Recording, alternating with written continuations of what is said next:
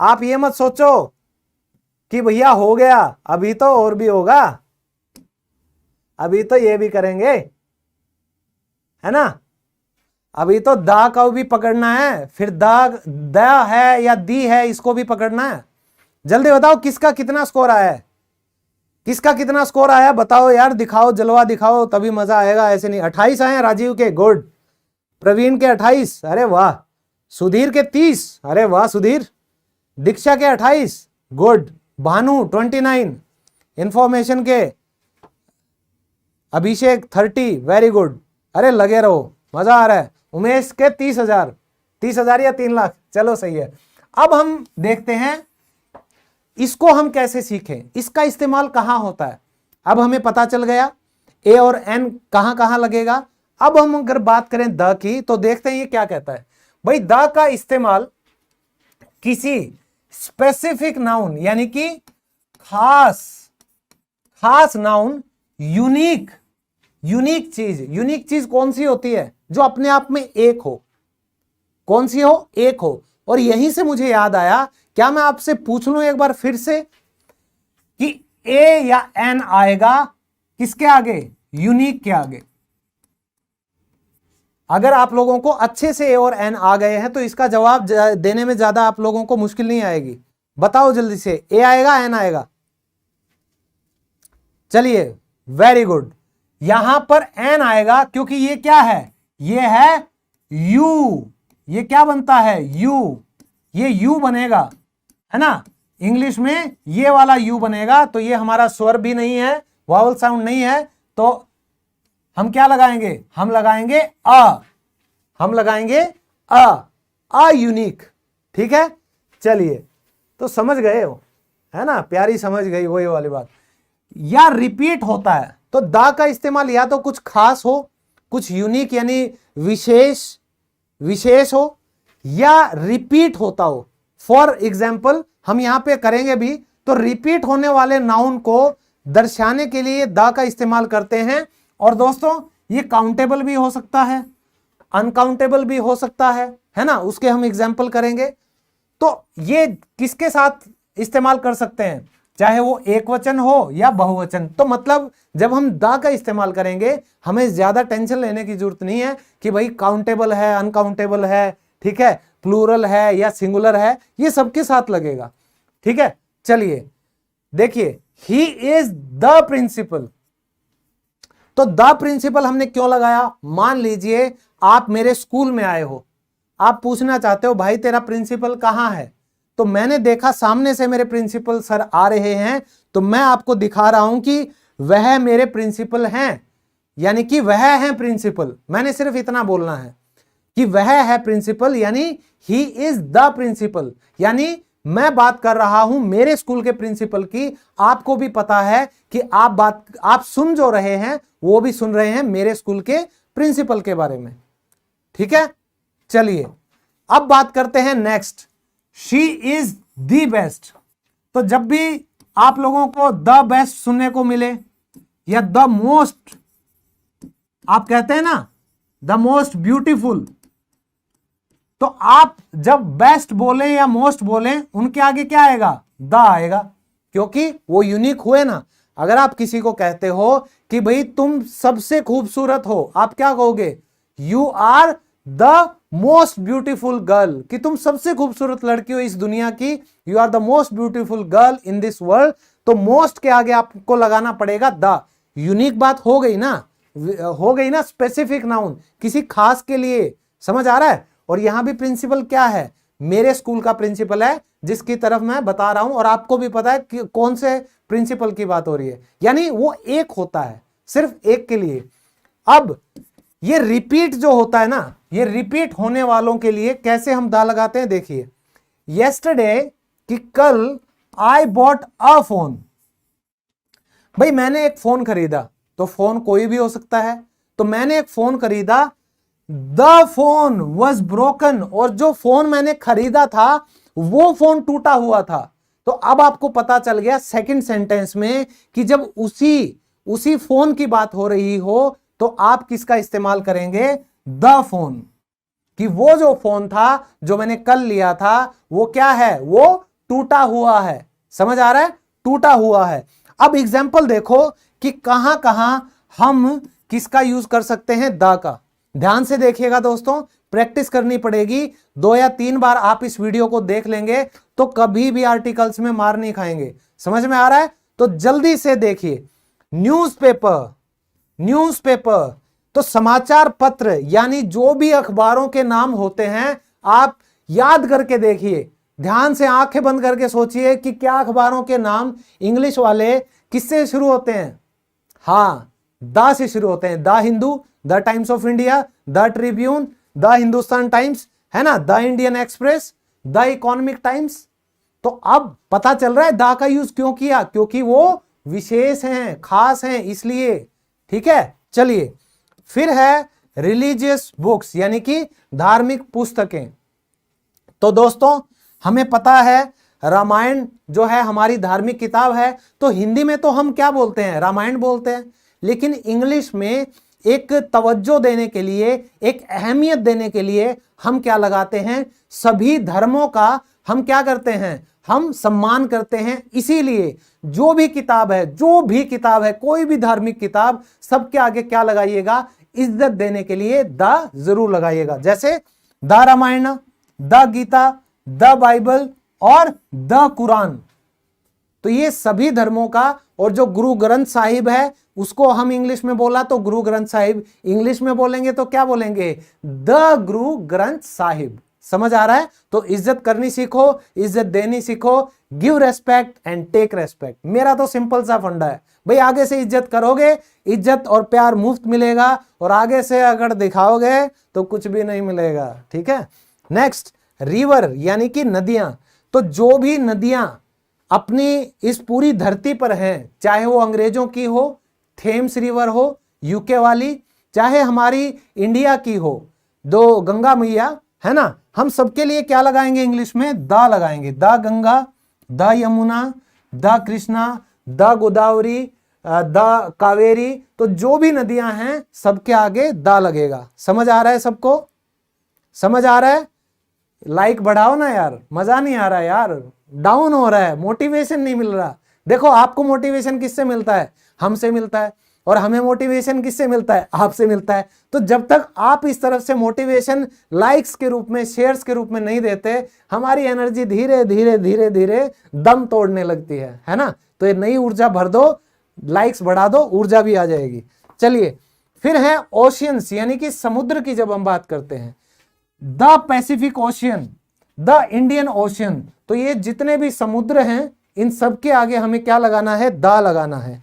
फिर है mountain ranges, जो भी पर्वत श्रृंखलाएं हैं, जितनी भी पूरी दुनिया में पर्वत श्रृंखलाएं हैं, चाहे वो हिमालयाज हो, चाहे वो शिवालिक हिल्स हो, या वो अंग्रेजों की कोई भी हो, अंग्रेजों की, हमारी, चाहे दुनिया के किसी कोने में हो, हर पर्वत श्रृंखला, पर्वत श्रृंखला।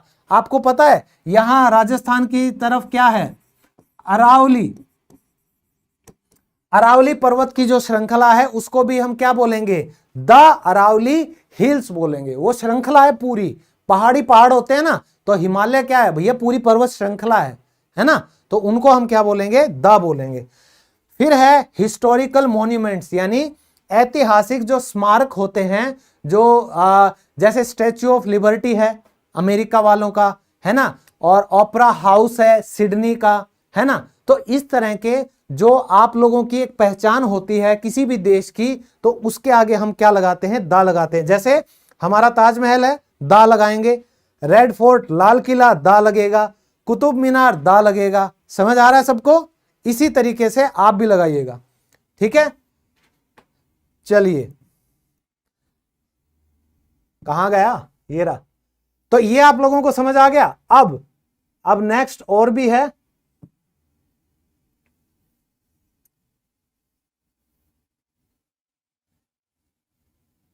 चलिए, तो अब और किस किस चीज के आगे द लग सकता है वो भी देख लीजिए, ये आपको एग्जाम में भी काम आएगा, ठीक है, और ये आप लोगों को स्पोकन में तो सबसे ज्यादा काम आएगा। और हां, आगे बढ़ने से पहले एक आप लोगों को इंटरेस्टिंग फैक्ट और बता दूं मैं, कि पूरी दुनिया में इंग्लिश भाषा में सबसे ज्यादा इस्तेमाल होने वाला शब्द कौन सा है?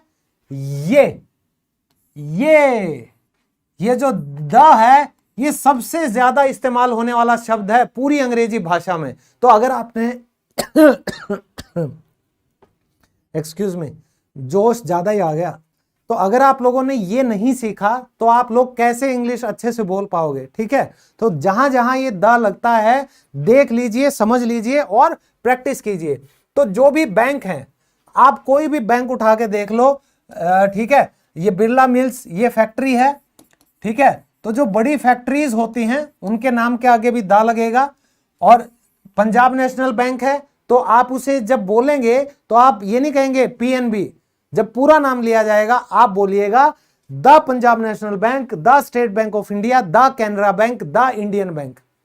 जैसे अखबारों के नाम के आगे, उसी तरह बैंकों के जो नाम हैं वो भी क्या बोले जाएंगे? द बोले जाएंगे। ठीक है, फिर है डेट्स ऑफ द मंथ। ठीक है, अगर आप महीने की कोई भी डेट्स, तिथियों के बारे में बात करें, जैसे द 2 अक्टूबर, आज क्या है? आज क्या है? द 30 अक्टूबर। कल क्या होगा? द 1 नवंबर। ऐसे बोलेंगे। ठीक है, फिर है जो भी आपकी रेलगाड़ियां हैं, ट्रेन हैं, और जो आपके जहाज हैं, ठीक है, उनके नाम होते हैं ना, राजधानी एक्सप्रेस हो गया, दुरंतो हो गया, ठीक है, और अभी अभी चली हैं नई नई ट्रेन, वंदे मातरम चली हैं, है ना, उन सब के आगे क्या लगेगा दोस्तों? द जरूर लगेगा। यहां तक कि जो गरीब रथ है हमारा, उसके आगे भी दा लगता है, क्योंकि वो ट्रेन का नाम है भाई, उसके आगे दा लगेगा। वो दा क्यों लगा? क्योंकि ये अपने आप में यूनिक है, अपने आप में खास है, और वो एक ही ट्रेन है जिसकी हम बात करते हैं। ठीक है, एक रूट पर एक ही ट्रेन होती है ना, तो इसलिए वो खास हो जाती है, तो हमेशा दा लगाइएगा उसके सामने। फिर है पॉलिटिकल पार्टीज। तो भैया सिंपल सी बात है, जो बड़ी बड़ी ये पार्टियां हैं, राजनीतिक पार्टियां, ये इनके आगे दा ना लगे ऐसा हो नहीं सकता। इनसे इंपॉर्टेंट तो पूरी धरती पे कुछ भी नहीं है, चाहे कोई भी देश हो, तो इन सबके आगे भी दा लगेगा। जैसे द कांग्रेस, द यूएनओ, ये जो ऑर्गेनाइजेशन होती है ना, ठीक है, इनके आगे भी तो यूएनओ हो गया, बच्चों वाली होती हैं, यूनिसेफ हो गया, ठीक है, यूनेस्को हो गया, ठीक है ना, इंटरनेशनल मॉनेटरी फंड है, आईएमएफ हो गया। तो ये जितनी भी इंटरनेशनल ऑर्गेनाइजेशन है, इनके आगे भी दा लगेगा, क्योंकि ये अपने आप में एक है। ठीक है, तो the Red Cross society organisation है, समझ आ गया। तो जैसे आम आदमी पार्टी है, द आम आदमी पार्टी, भारतीय जनता पार्टी है, द भारतीय जनता पार्टी, कांग्रेस है, द कांग्रेस पार्टी, ठीक है, तृणमूल कांग्रेस है, द तृणमूल कांग्रेस। इस तरीके से आप उन पार्टियों के नाम ले सकते हैं इंग्लिश में। फिर है डायरेक्शंस। तो जब भी दोस्तों आप दिशाओं की बात करते हैं, ठीक है, पूर्व पश्चिम उत्तर दक्षिण, जब इंग्लिश में आप इनको बोलेंगे तो हमेशा आपको द लगाना पड़ेगा। क्या लगाना पड़ेगा? The north, the south, the left, the जो भी डायरेक्शन। और हां, नॉर्थ साउथ हो गया। अब ये लेफ्ट या आप राइट की बात करें कि भाई आपको लेफ्ट जाना है, go to the left, go to the right, तो इन डायरेक्शंस के लिए भी आप द लगाते हैं। ठीक है, फिर है ग्रुप ऑफ आइलैंड स्टेट्स, जैसे अमेरिका है तो ये कई देशों से मिलकर बना है, द यूएसए। इंग्लैंड है, कौन सा है? वेल्स है, उसके साथ आयरलैंड है, स्कॉटलैंड है, तो ये सब मिला के क्या बनाते हैं? यूके, यूनाइटेड किंगडम, तो इसके आगे भी दा लगेगा। ठीक है, फिर है नेशनैलिटी, कम्युनिटी, किसी की नागरिकता हो, कोई जाति हो, उनके आगे भी दा लगता है। जैसे द इंग्लिश, ये क्या है? अंग्रेज लोग, अंग्रेजों की बात कर रहे हैं। ठीक है, फिर है द जर्मन, यानी जर्मन लोगों की, द हिंदूज यानी हिंदुओं की, द सिख्स यानी सिखों की, द मुस्लिम्स यानी मुस्लिमों की। ऐसे ही आप किसी भी जाति या नागरिकता पर जाएंगे तो आप द लगाएंगे ही लगाएंगे। ठीक है, चलिए, इतना समझ आ गया? अरे आ गया क्या? अरे आ गया क्या नहीं? चलिए, अब हमारा मेन मसला क्या है कि भाई इसको दा कब बोलेंगे और दी कब बोलेंगे। दा और दी का भी मसला हमारा बहुत बहुत इंपॉर्टेंट है। ठीक है, चलिए, तो यूज ऑफ द हम कहां कहां करेंगे? द क्या है, वो प्रोनाउंस कैसे किया जाता है, इसको बोला कैसे जाएगा? इसको दी भी बोला जाएगा, लेकिन सिर्फ तभी बोला जाएगा when it is used, जब इसका इस्तेमाल किया जा रहा है with a word, एक ऐसे शब्द के साथ that starts, जो कि शुरू होता है with a consonant sound। कौन से साउंड के साथ? with a consonant sound। यहां कॉन्सोनेंट नहीं, ये कौन सी साउंड आएगी? ये आएगी वावल साउंड। ठीक है, तो देखिए द, सिंपल द बोलेंगे कॉन्सोनेंट के लिए, इतना याद रखो। और वो दी कब हो जाएगा? जब आप वावल साउंड के साथ उसको बोलेंगे। जैसे दी एंड, ये क्या बोला जाएगा? दी एंड। ये बोला जाएगा द यूनिक? बताओ जल्दी से। नहीं बोला जाएगा, ये नहीं बोला जाएगा। यहां पे आप कह सकते हैं I will see you in the evening, the evening आएगा। समझ आ रहा है? फिर ऑर्गेनाइजेशन, ये ओ से शुरू होता है तो आप क्या कह सकते हैं? ये वाला दी से बोल सकते हैं। और ये सिंपल क्या रहेगा? ये कॉन्सोनेंट है आपके जो भी है ना, ये सिंपल बोल दीजिए आप, ये the cycle, the table, the teacher. ठीक है, जैसे प्रिंसिपल बोला था, he is the principal of our school. समझ आ रहा है? चलिए अब दोस्तों एक बहुत बहुत इंपॉर्टेंट बात यह भी है, आपने अब तक ये तो सीख लिया कि आर्टिकल्स कहां लगाने हैं, ए, एन और द। लेकिन क्या आपको पता है कई जगह ऐसी भी होती हैं जहां आपको आर्टिकल नहीं लगाना, और वो जगह कौन कौन सी हैं? जहां पर नो आर्टिकल्स रूल अप्लाई होता है, यानी कि आर्टिकल नहीं लगेंगे, आर्टिकल नहीं लगेंगे। जैसे प्रॉपर नाउन। प्रॉपर नाउन क्या होते हैं दोस्तों, पता है आप सबको?